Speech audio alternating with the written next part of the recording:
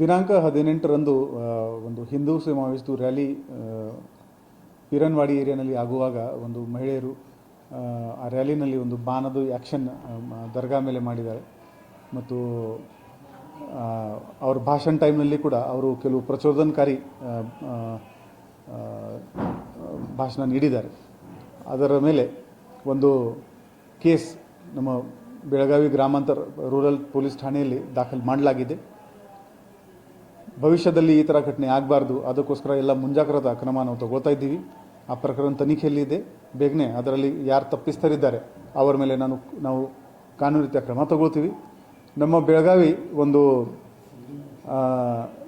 ಊರು, ಎಲ್ಲ ಕೌಮಿನ ಜನ ಇಲ್ಲಿದ್ದಾರೆ. ಪ್ರತಿ ತಿಂಗಳು ಯಾವುದಾದ್ರೂ ಒಂದು ಫೆಸ್ಟಿವಲ್ ಇರಲೇ ಇರುತ್ತೆ. ಬರೋ ದಿನಗಳಲ್ಲಿ ಈ ಥರ ಯಾವುದೇ ಘಟನೆ ಆಗಬಾರ್ದು, ಅದಕ್ಕೋಸ್ಕರ ಇವತ್ತು ಒಂದು ಮುಖಂಡರುಗಳದ್ದು, ಹಿಂದೂ ಸಮಾಜದ ಮುಖಂಡರುಗಳು ಮತ್ತು ಮುಸ್ಲಿಂ ಸಮಾಜದ ಮುಖಂಡರು ಎಲ್ಲರ ಜೊತೆಗೆ ನಾವು ಒಂದು ಮೀಟಿಂಗ್ ಮಾಡ್ತಾ ಇದ್ದೀವಿ.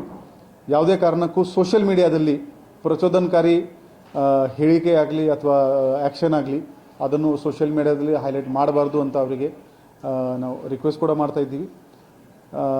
ಮತ್ತು ಇನ್ನು ಮುಂದೆ ಈ ಸೋಷಿಯಲ್ ಮೀಡಿಯಾ ಟೀಮ್ ನಮ್ಮದು ಆಲ್ರೆಡಿ ವಾಚ್ ಮಾಡ್ತಾ ಇದೆ.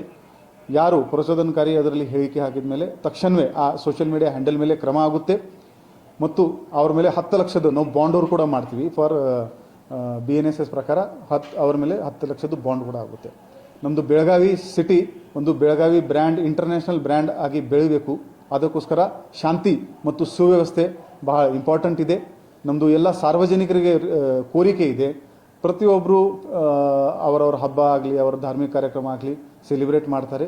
ಎಲ್ಲ ಕಮ್ಯುನಿಟಿ ಅದಕ್ಕೆ ಸಪೋರ್ಟ್ ಆಗಲಿ ಮತ್ತು ನಮ್ಮ ಬೆಳಗಾವಿನಲ್ಲಿ ಶಾಂತಿ ಮತ್ತು ಸುವ್ಯವಸ್ಥೆ ಇಂಪ್ರೂವ್ ಆಗಲಿ.